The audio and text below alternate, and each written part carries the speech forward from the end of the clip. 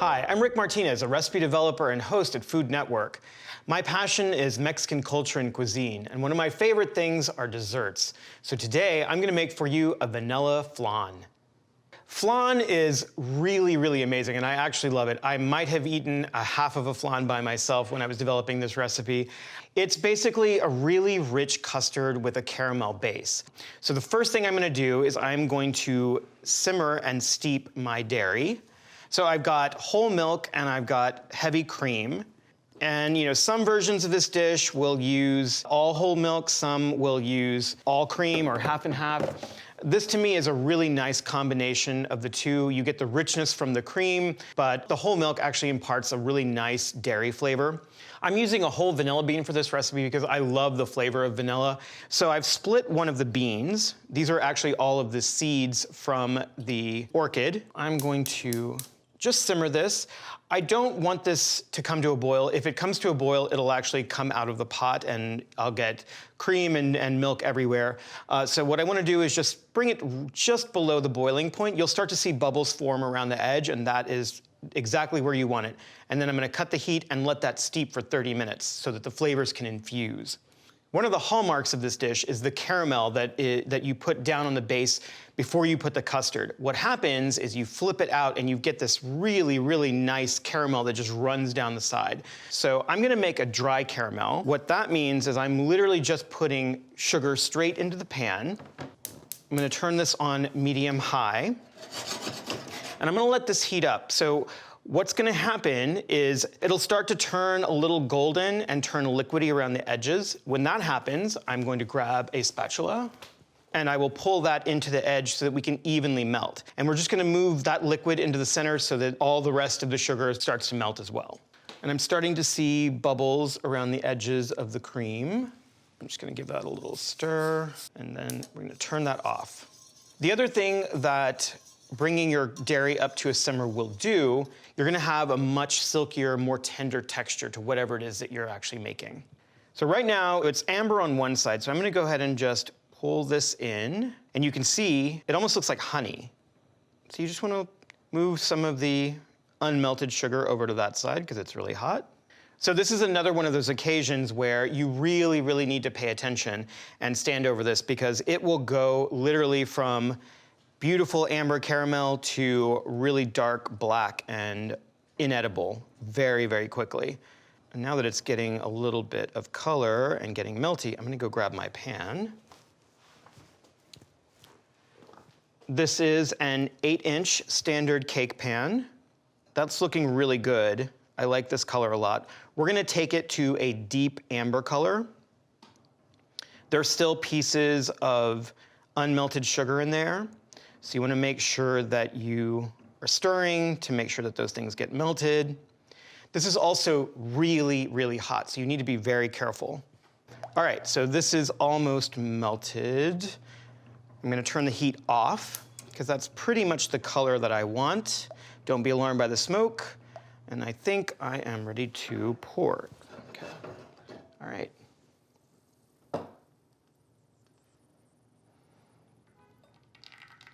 All right, and then the pan is gonna heat up really quickly. So swirl the caramel into all of the nooks and crannies. Now we're just gonna let this sit. And actually this pan is really hot now. So just be careful, let it sit. It's gonna harden, and that's exactly what you want.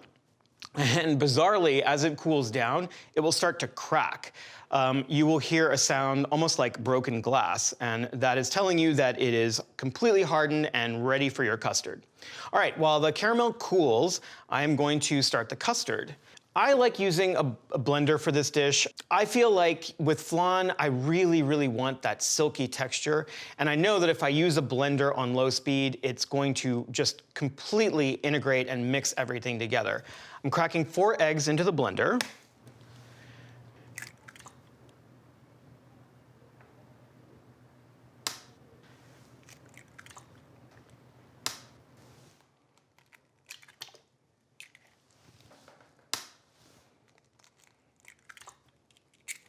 To that, I'm going to add half a cup of granulated sugar and a 1/4 teaspoon of salt. And now I'm gonna put the lid on. And I'm just gonna blend this on low. And you'll see that really beautiful golden color. As the sugar starts to dissolve, it'll get lighter and lighter. Don't be tempted to crank the speed up. We don't want air to incorporate in there. If you cranked it up, it would get really, really light and frothy and probably double or triple in volume. We don't want that. We don't want air in the custard. We want it to be really silky smooth. All right, it's starting to go a little pale. And that's exactly what we want. So our cream has steeped for about 30 minutes. It's nice and infused with vanilla. So I'm going to pour this in. I'm gonna strain this directly into the mixture.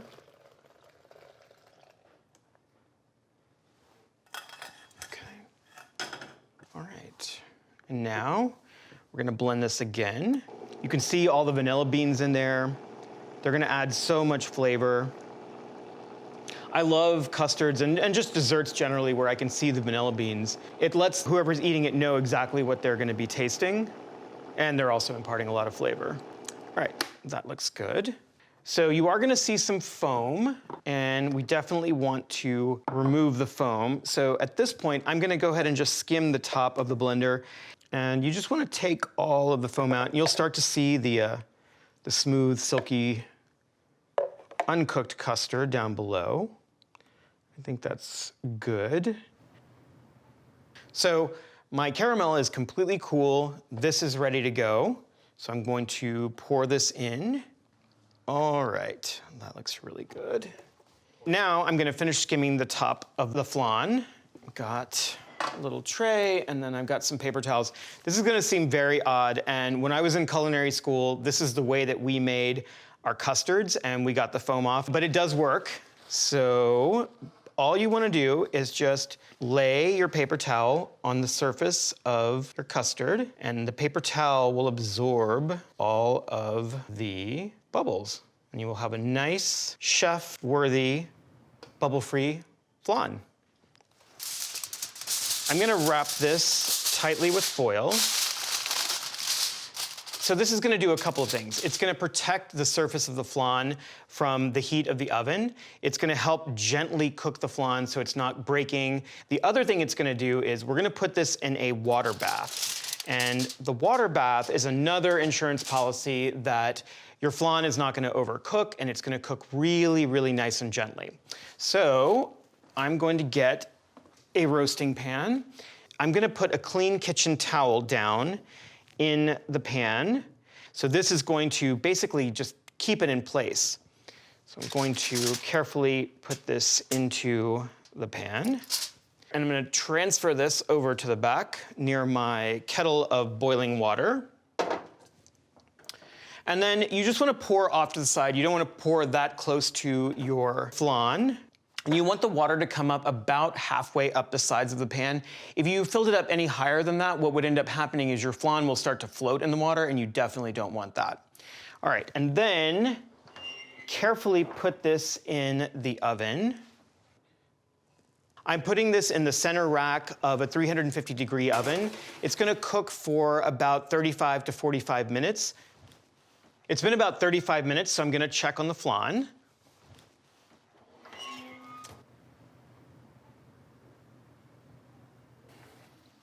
This is super hot, and the water is also hot. All right, so this is what we are looking for.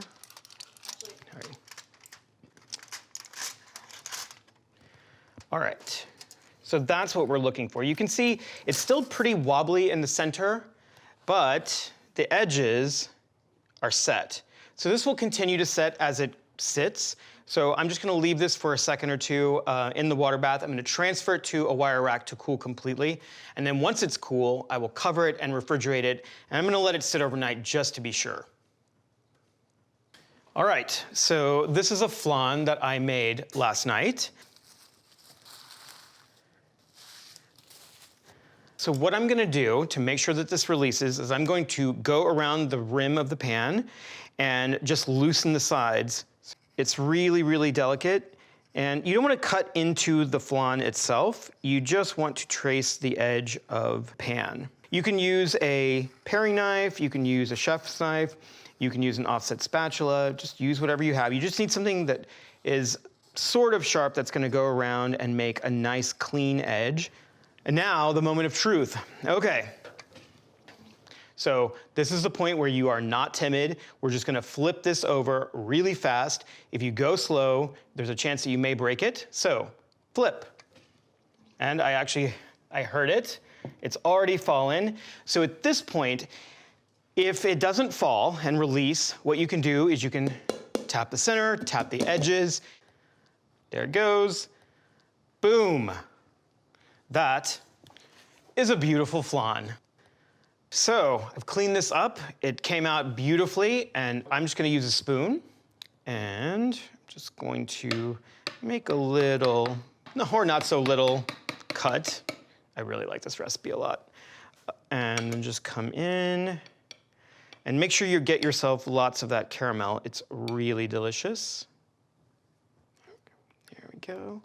To me, this caramel really, really makes it. You get the really beautiful vanilla flavor, the cream, the unctuousness of the cream and the dairy together, the milk, but that caramel just cuts right through. It gives you a nice little bitter edge. Literally, I've been waiting for this all week.